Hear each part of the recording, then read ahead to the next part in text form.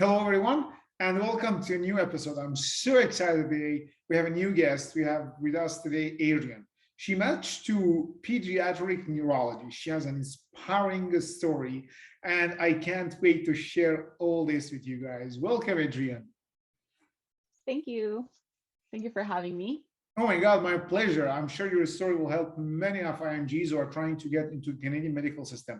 All right, so let's get started. Tell me a bit about yourself. Where did you do your medical school and when did you come to Canada?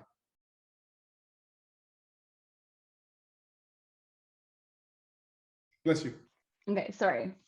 Okay, yes. So my name is Adrian. I went to medical school in Indonesia. And what was the second part of the question? So when did you come to Canada? Okay, so I came to Canada in 2016, April 2016. All right. So you did your medical school in Indonesia. Did you do any training there or no? So no, I came here to Canada immediately after medical school was completed. So you came here as a fresh grad. Yes, I did come here as a fresh grad with zero experience on my hands, thinking that I'm a fresh grad, they would accept me immediately. But that was it couldn't be further from the truth. Okay. So you landed here in 2016 and you said like, you know something, I'm going to be a physician in Canada. What did you do first? Sorry, what was that again? Sorry. So when you came here and landed here in 2016 and you decided that I want to get into the medical system in Canada, what did you do first? Okay, so after doing my research of what I needed to do, so I immediately started to study. I joined a course to study for the EE. At the time when I came, EE was still valid, so we had to do EE. And at the same time, I was also I started volunteering at a clinic because I heard that clinical experience, even if you're not working as a doctor, it's still very valuable, and they see that. So immediately I looked around my area where I was living at for clinics that would accept volunteers. And I think maybe about 3 weeks after that, they accepted me to work there as an employee. So I was working and studying at the same time at the beginning. Okay. So let's say I landed today in Canada and I want to like volunteer in a clinic. Like, what did you do? How is the process? Like, did you send them an email? Did you look in Kijiji? Like, what did you do? Yeah, so 2016 was, it seemed like a lifetime ago, but so I actually did not email people. I actually because there were several clinics in the area that I was living at, so I actually came to them directly and asked whether they accept volunteers. I can help with everything, I said. And eventually one of them did say, yes, we do accept volunteers. So Cool. So you just yeah. went to different clinics, knock on the door and say, like, hey, I want to volunteer. Yes, exactly. At the same time, I also brought my CV just in case that was needed. So I think if you are going to, do not cold calls, but I don't know what is it called, Yeah, like it's cold cool. Yeah. visits or something. Yeah. Yeah. Just be ready with a CV and maybe a cover letter too, if that's needed. Just in case that you get to meet the doctor, and then you have that on hand immediately. Cool. Nice. So you started volunteering and you applied for the EE. For people who don't know the EE was one of the required exams. So right now we need the OSCE exam, the NAC-OSCE and the QE1 back in 2016. Also, when I applied to residency, I also wrote the EE. Okay, so we're not going to talk about in details about the EE. We talked about the volunteering. So you were volunteering and you wrote the EE. What was the next step afterwards? So initially I wanted to study for the EE only for maybe about less than 6 months. But then I realized as I was studying for it and also working, because after starting to volunteer, a few weeks after that, they accepted me to become a staff. So I was working and studying, and it was quite difficult to allocate that much time because I had to work at least 20 hours. So it was a little bit more than part-time. So then I decided that I was going to take just a little bit longer to study for the EE. So then in January 2017, then I took the EE exam. And immediately after EE was done, then I started to plan to take NAC-OSCe. And oh, go ahead. Alrighty. So you were done with the EE, and then the next step for you was like, let's do the OSCE exam. So that was around like 2017. Yes. So I took the NAC in September 2017. Okay. So let's say I'm completely new to this process and I wanted to hear your advice. So how did you study for the OSCE? How did you prepare? How long did it take? What tips and tricks would you give me?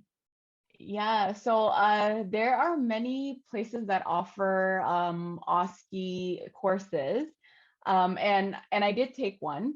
But what I found, basically, like the common theme with any OSCE exams, like it doesn't have to be just NAC-OSCE, but is like practice is key. And I would highly suggest if you do want to take a course, take a course where only one of the there's only one teacher. Because if there's like multiple teachers, everybody will have different styles of teaching, and everybody will have a different formats to follow when you're doing the OSCE. So I would say stick to one teacher, because that's what I did. And practice is like practice is very important. So I would say, I think when I was studying for it, I studied maybe at least 4 days in the week. Plus the classes that I had on the weekend. So even though I was working during the morning, I would be practicing by myself, let's say verbalizing physical exams, or memorizing some of the key points that I would want to ask for things. And also making flashcards is also helpful, at least for me. I know flashcards not for everybody, but it was very helpful for me, and that helped me to practice by myself. And when I have a study partner, it was even more helpful. Cool. Did you use Anki by any chance? No, I use physical. Oh, flashcards. Yeah. Okay. I like the action of writing because it feels like it sticks to my brain more. Gotcha. I completely agree with you. I'm a big like believer in flashcards. Like even today, I'm preparing for my like American board exam. Like I still use flashcards, but I usually like do electronic. I love Anki, but like I completely agree with you. And flashcards are great because like, so I think you have to figure out your own learning style. Like some people like to write, like some people like to type, some people like to dictate. I'm more a dictator. If you like to type, if you like to handwrite. Yeah, but I'm a big believer in flashcards. And like you said, like if you have a chest pain, what you have to ask. If you have like dysphagia, what should you ask? So I think flashcards is really helpful. And as you mentioned, I think practice. And I've said this before, practice is the most important for the OSCE exam. Okay. So you did flashcards, you take a course, stick with one teacher, and practice. Okay. And then you ended up taking the OSCE exam in 2017. Okay. So now in your pocket, you had the OSCE exam, and then you had the EE. What was the next? And you had some volunteering as well. What was the next experience? Yes. So I was thinking, okay, now I have these at hand. Maybe I'll try to apply for CaRMS. So that's what I did. Actually, I think there's actually I remember I forgot a year that I was here, but sorry. So I actually came here in April 2015, and then I took the EE in January 2016 and NAC-OSCE in September 2016. And then I applied for the CaRMS for the first time in November 2016. At the time, our CaRMS rotation, if we wanted to start in 2017, then we would apply the year before, right? So I did apply immediately because I had OSCE and EE and volunteer and working in a clinic experience. So then I used that to apply for the 2017 CaRMS. So yes, that was my next step. And then, yeah, so that was my next step. Okay, so how did it go in 2016? Terribly. Because I did not. So my EE actually, what the results of my EE was not great. My NAC-OSCe was pretty good. It wasn't bad at all. So I was kind of hoping to leverage on the NAC result, but of course that's not enough because I think, and at the time, because I really didn't have any experience at all working before, because I came here as a fresh grad. So my aim was to get into family medicine, and in Ontario, they do look at the cutoffs for your EE and also your NAC-OSCE. So unfortunately, my EE didn't get their minimum requirement, at least for family medicine in Ontario. So I did not get any interviews, unfortunately. Okay. But that did not stop you, and you are here today and you matched. Yes. Okay. Yes. 2017, 2016, first attempt didn't work, but persistence is the Yes. key, right? So what did you do next? Like, let's say I applied, I didn't match. How am I going to recover from this? Yeah. So I think the first time that I received that I got all no's, I didn't get any interviews. I was very sad. But then, you know, like, never give up, right? So then I continued to try. So I knew that well, I haven't had the QE1 yet. So then I knew that was my next step. So then I studied for the QE1, and I would say, like, for QE1, practice again is also important. And this time it's more, I don't know, I'm not a big fan of like written exams because it's not very interactive. So I even though this is weird, and I know many people do not like the OSCE, but I like the OSCE a little bit better than written exams. So yes, like, practicing is still key for QE1. And also, if you have a study partner, I personally, when I study, I like to verbalize things with other people. So that would be very helpful if you can have a study partner like that. So I can't remember when exactly I took the QE1, but I took it the following year after I did not get any interviews for the 2017 CaRMS.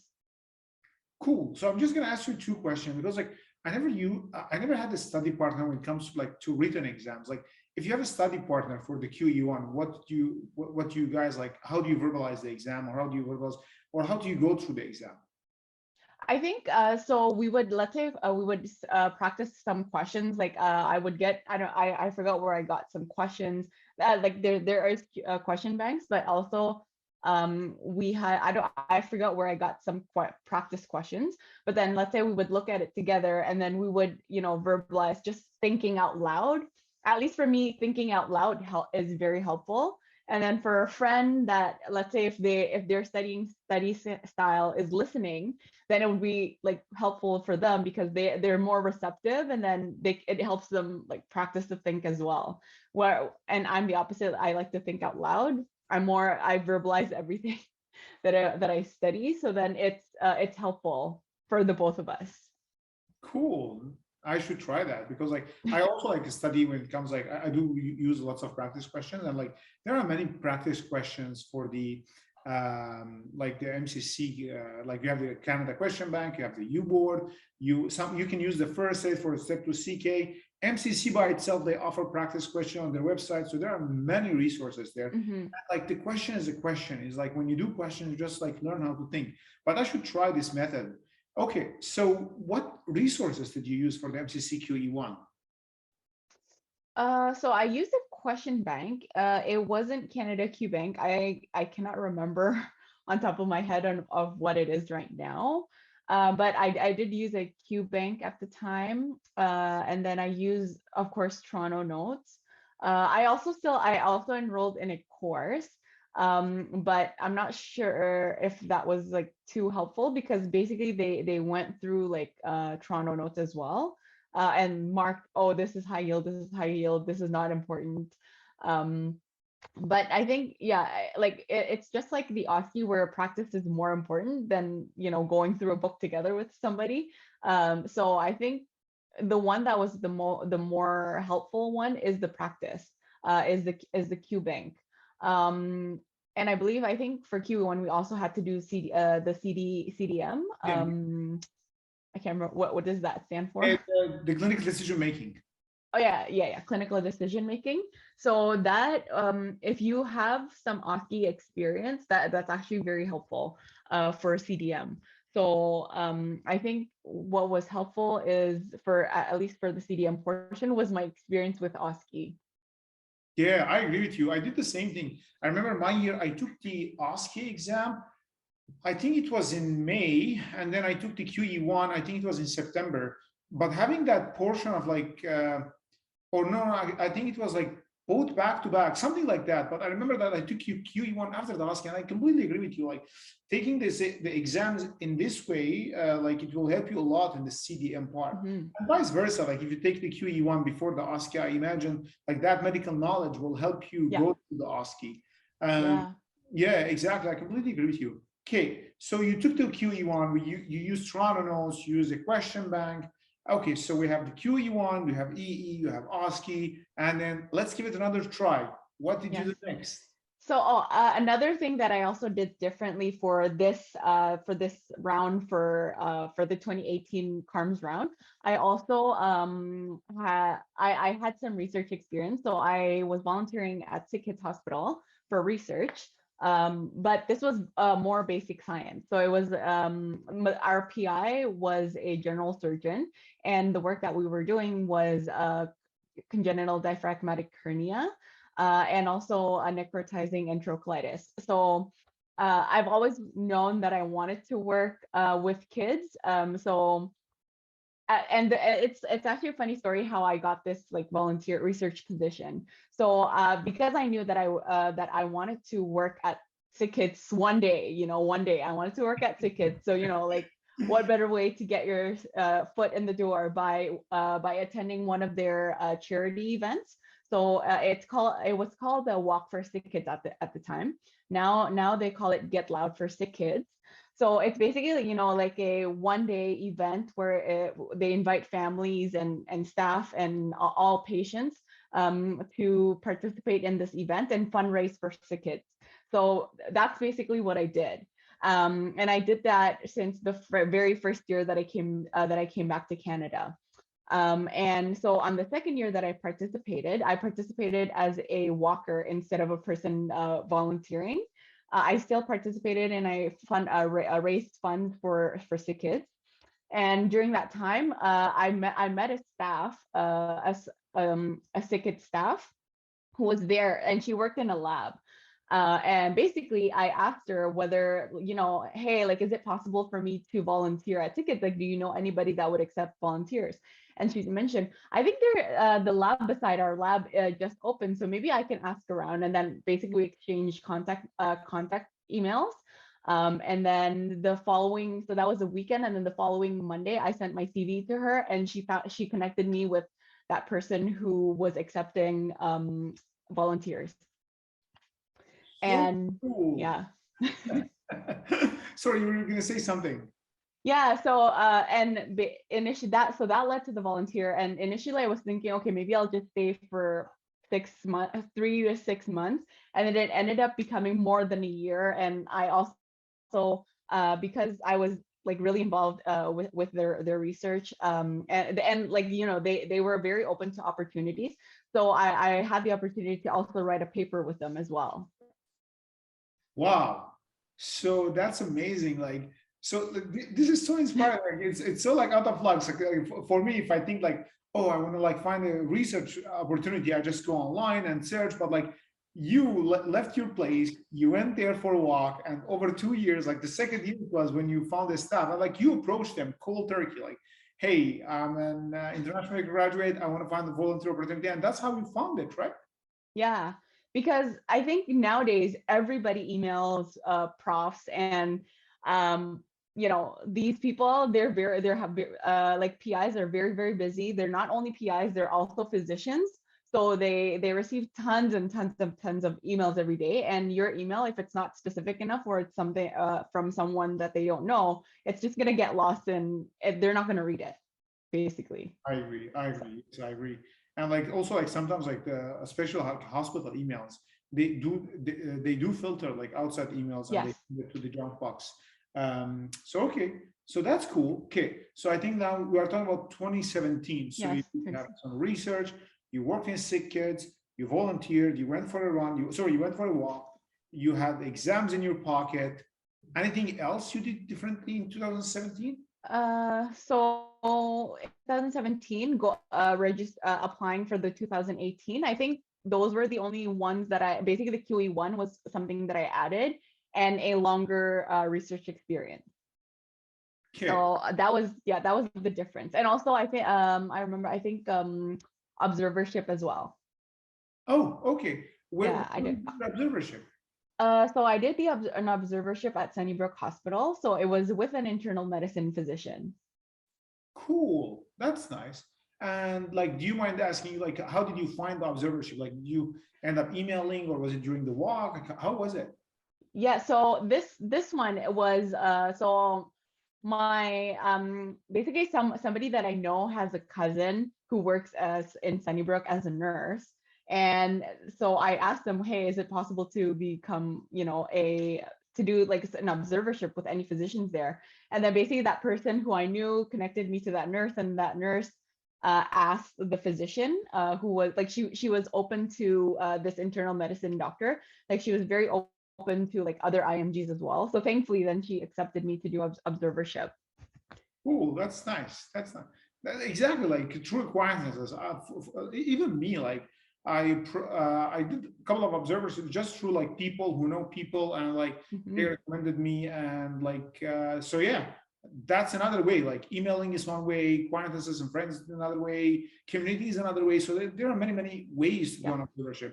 Okay, so you added observership, you added research, you added exams, you added some Canadian experience, you added some volunteering, and then you applied in 2017 for the 2018 cycle. Yes. What happened?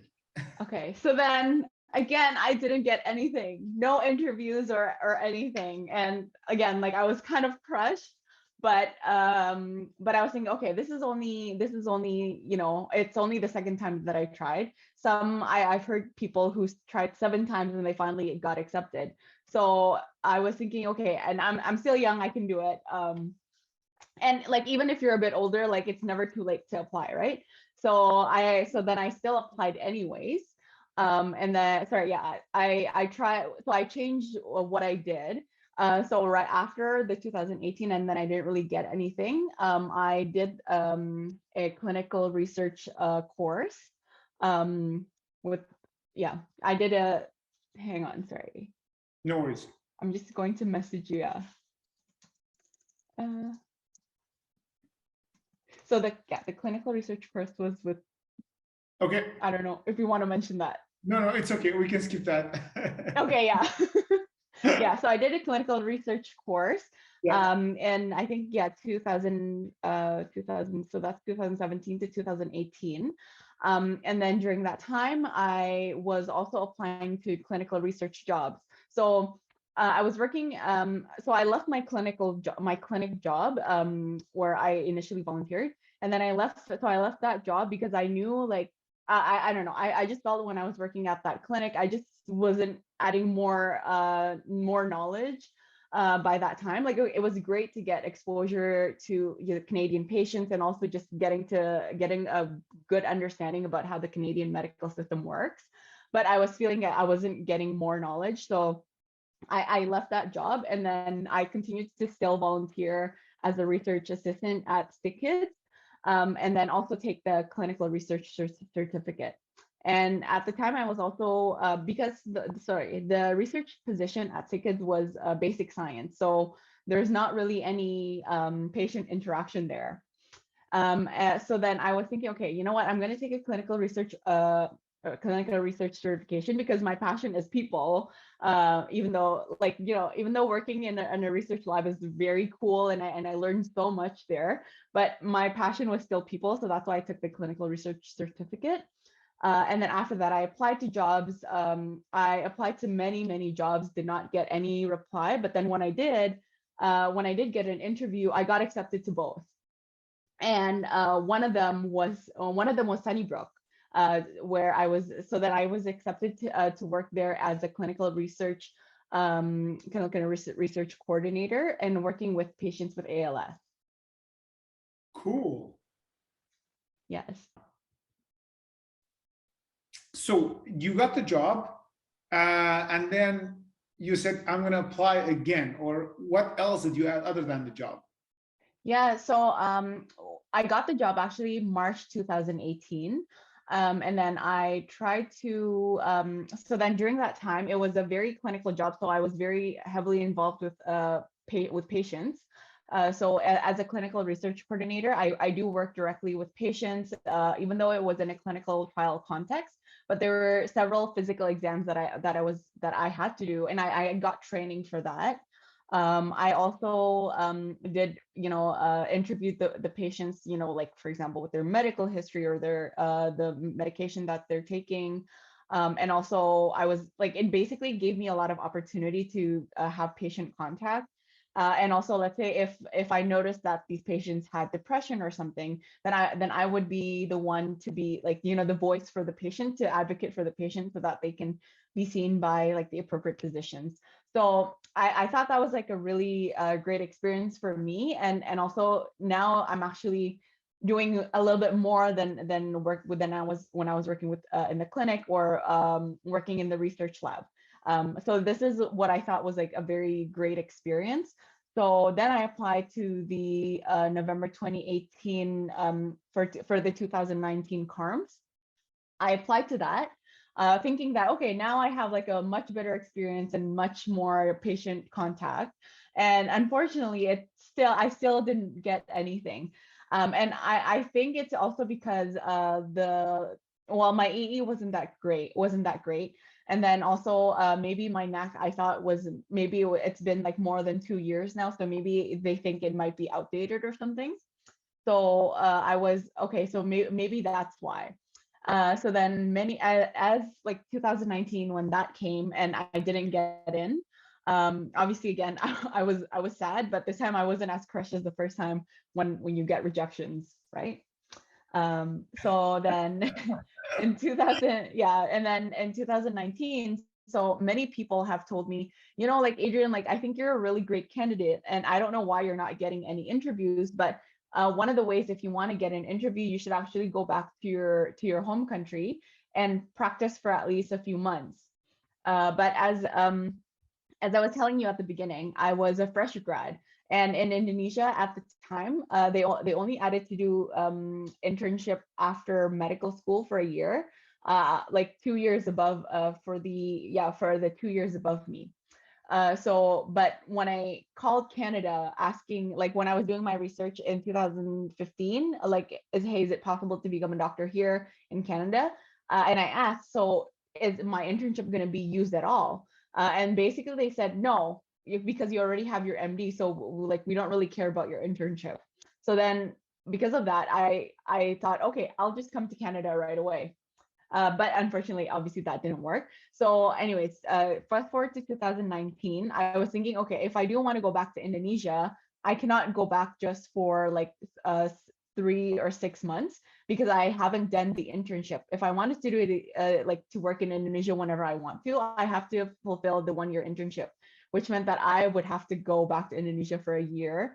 And basically I thought that was like not really worth it at the time for personal reasons, but also I'm gonna lose like a year of like Canadian experience is what I thought. And my boss, who's a neurologist at Sunnybrook, he was telling me, I don't think like you should go back to Indonesia for a year because that experience in Indonesia is not really relevant to Canadian clinical experience. So why don't you do a master's with me, Adrian? So yeah, that was the next step for me. Wow, like I just want to emphasize here, like how persistent you are. Like this is really inspiring, like literally. Unbelievable. You tried the first time, didn't work. Let's try the second time, didn't work. Let's try the third time, didn't work. And let's keep trying. Like that's how you get into the system. Like, although it's a long journey, yes, I agree, but like unbelievable. You kept doing it again and again and again.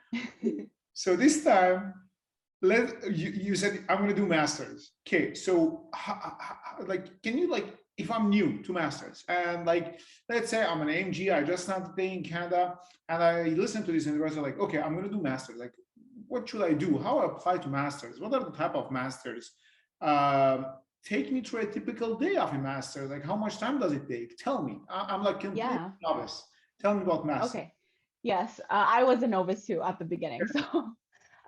So with the masters, so usually students here in Canada, when they want to apply to medical school as well, usually after they graduate undergrad, they either do a master's right away, or let's say if they apply to medical school and then they don't get it, and then they apply to the program that I'm in. But the program that I'm in, it's called the Institute of Medical Science. It's at University of Toronto. They also have many students who are also physicians as well, who are also doing either their master's or PhD. And typically people that get into that program, usually they get a principal investigator first. So I would say the majority of people that I did meet through in my program in the Institute of Medical Science, they mostly had a PI already, which means they already had a supervisor. And then if you already have a supervisor, then the process for applications would be it would be a little bit easier, I would say, because you already have a supervisor. And throughout the process it's not as intense as CaRMS, but you will still, I believe, if you, let's say you went for your undergrad outside of Canada, then you still need to submit, like IELTS or TOEFL. And I think you also need your transcripts, and also I think, and some reference letters as well. So thankfully I did, at the time, I did have a research experience from SickKids. And I'm not sure if I think there was another reference that they needed. So that, I guess that was, and I believe because I was an IMG, so they did interview me. But if you went to undergrad in U of T, then I believe it's like a lot easier for you to get in without any interviews. So, but I did get an interview, and what was important is that you have an idea of what you're going to do in your master's. And just mind you, so the master's that I took is a thesis-based master's. So it wasn't like a course heavy master's, but it was intended for you to work on your research more and then have a thesis at the end of it. Because I know there's other masters, for example, like Masters of Public Health, where it's more course heavy. But you don't have to write like a final thesis. Okay, so my understanding is now we have two types of masters. We have the thesis-based and we have the course-based. Yeah. And yours was the thesis-based. The thesis-based, yeah. Okay, and so what was your master's again in? So it's medical science. Master's in medical sciences. Okay, yeah. So, okay, now I have a better understanding of masters. Okay, so then tell me more about it. I'm excited. Yeah. So even though it's not course-based, you still need to, there are some courses that you do need to take, but it's very light, I would say, just one course per semester in the first year. And there's also a mandatory course as well, but it's really, it doesn't take a lot of time away from your research work. And for my master's, so we already identified, my supervisor and I had already identified the project that I was going to be doing for my master's. So then immediately after starting the master's, then I was acquainted, basically, I learned many things that was related to the topic of my research. So I took the classes that I chose was, for example, like neuroanatomy, because that was related to what I was doing. And what else? Yeah. And then, but basically the majority of the time, I would say, I think 75%.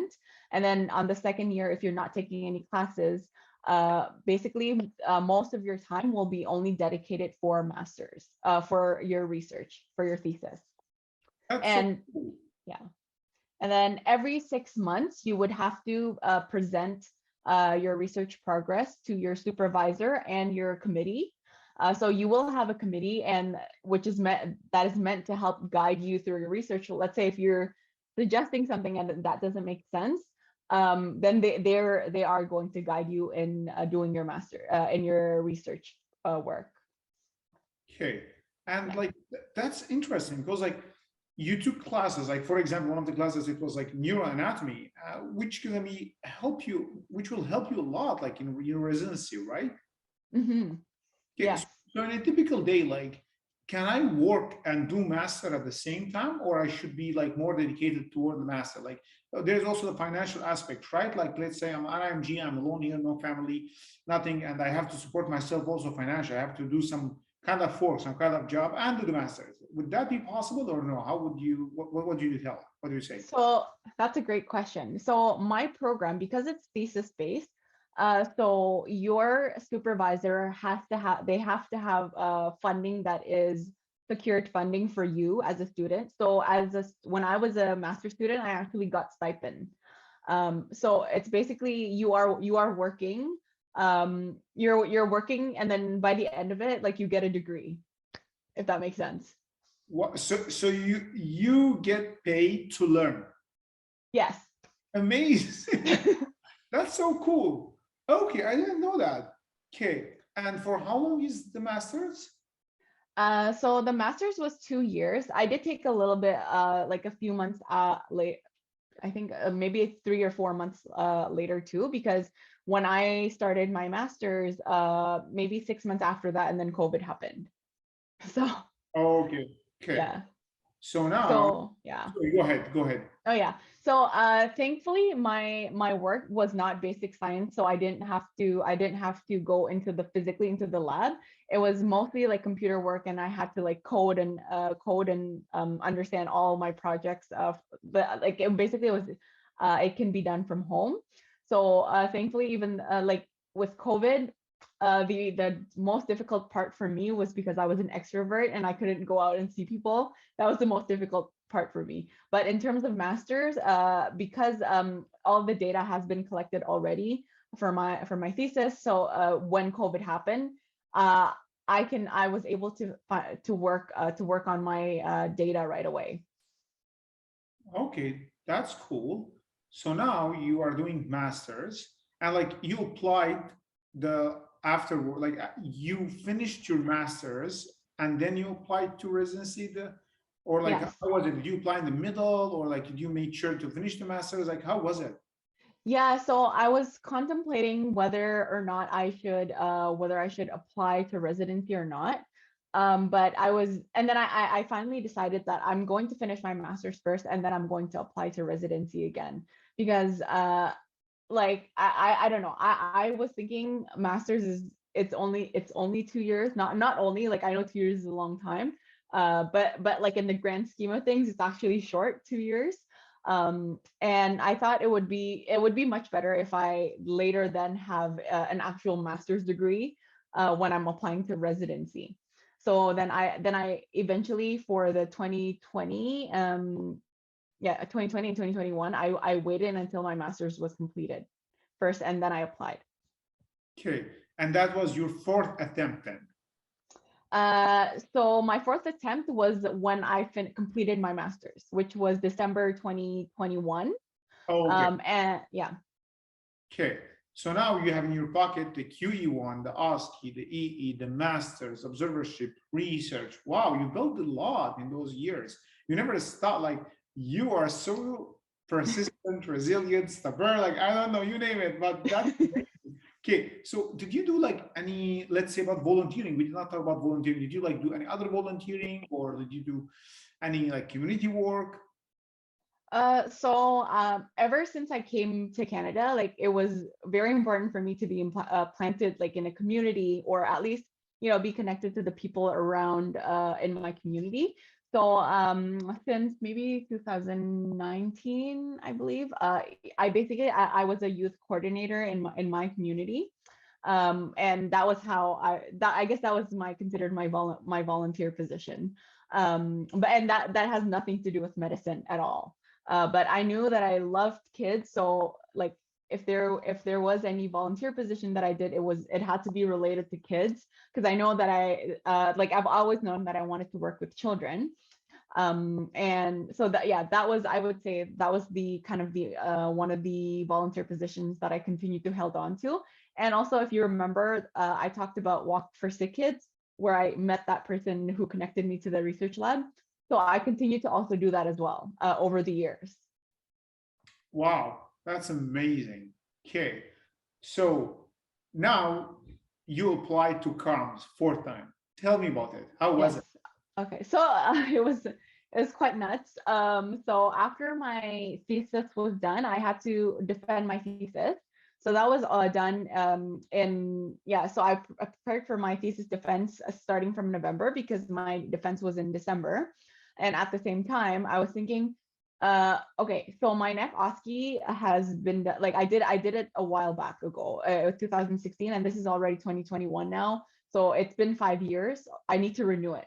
So I had enrolled in a course for NAC-OSCE because that's where you meet other students who are also practicing for OSCE. And again, like with OSCE, it's very important to practice, and that's like going to courses is also a way for you to meet study partners. So that's what I did. I enrolled in a course starting in November. So I did that course and started to learn for NAC-OSCE. It was supposed to be scheduled for March 2022 for the OSCE. So starting in November, I started to prepare for the NAC-OSCE for March. And then at the same time, I was preparing for my my thesis defense. After thesis defense was completed, I was thinking, like I was debating, should I apply to CaRMS or not? But like one of the biggest difference right now that I have is that I have the master's. So then I decided, you know what, like I'll just do it anyways now to see if, having a master's and having several papers, whether that actually makes a difference or not. So then I applied anyways, while I was again studying for the NAC-OSCE. And like while I was studying for the NAC-OSCE and then applying to CaRMS, they told us that the NAC-OSCE was going to be postponed in May. So I was like, oh my gosh, this is like I'm gonna go crazy, but because like I thought it was gonna be done, and then after they announced that it's gonna be done in May. So I was like, okay, you know what, that's okay, we'll still do it anyways. And then after I think the deadline for the CaRMS was the end of January for this year. So then and then I think in late February, I finally heard that I got one interview. I finally got an interview. Amazing persistent. This is amazing. This is crazy. This is great. Okay, and all you need is one interview, right? Yeah, only I got one. I applied to 30 something programs. So which I think maybe they don't value like having a master's degree that much. But I think subspecialties do see that as an asset. Okay. And you got this interview, and what Yeah. happened afterwards? Yes. Okay. So I did this interview, and then I practiced with several people for interviews. So yeah, I applied for the interview, and then tried to really understand who I like. CaRMS and also interviews are a really good process to really understand yourself. People had also suggested to me to attend, like if your program has information sessions, be there because you want to be remembered. And that's what I did. They had 2 information sessions. For the first one, the first one that I attended, I didn't have my camera on because like no one else did, and I was like not ashamed. It's just like still shy because I didn't really know anybody, and like so many negative thoughts about like what if they don't like me or whatever. So the first time I didn't turn on my camera, and yeah, so then but then thankfully there was a second info session, and someone suggested to me, okay, well this time you need to turn on your camera, and like it's a way for you to also network, and that's also important because you want to leave you want to leave a good impression, even though the info session has nothing to do with the interviews or acceptance. But it's still important to, well, also for yourself to get to know the program, and also but for you to also leave your like their faces in your face in their minds, right? For sure. So 100% yeah. agree. Yeah. that's what I did. Attended the info sessions and then also practiced for interviews. I tried to practice as much as possible with any person, people who were also interviewing as well, or like people who did offer some interview services, because I think most of them like they do have a lot of experience with interviews. My supervisor slash boss, who was the neurologist in Sunnybrook, he also called me also just to, you know, like to let me know what general questions are probably going to be asked. So that was very helpful as well. Yeah, like when you know people and people like believe in you, like it really helps. And like the questions are all over there, like, right? It's all over the internet. Like, tell me about yourself. What are your weaknesses? What are your strengths? Like, it's all the same questions that are repeated. General questions. I just want to emphasize one thing. You mentioned that the interview is a very great way to know yourself. And yes, I completely agree. Like, literally figuring out an answer for an interview question is not easy. Because like you need to really to deep dive in, like who you are as a person, what you're bringing, exactly, what you're offering, right? Like those are really important stuff. And when people believe in you, they will try to help you no matter what. And when people are like in the medical field, like you just know the questions, like it's all over the place. It's all over, and you know what's exactly. So nothing illegal. Everything was legal.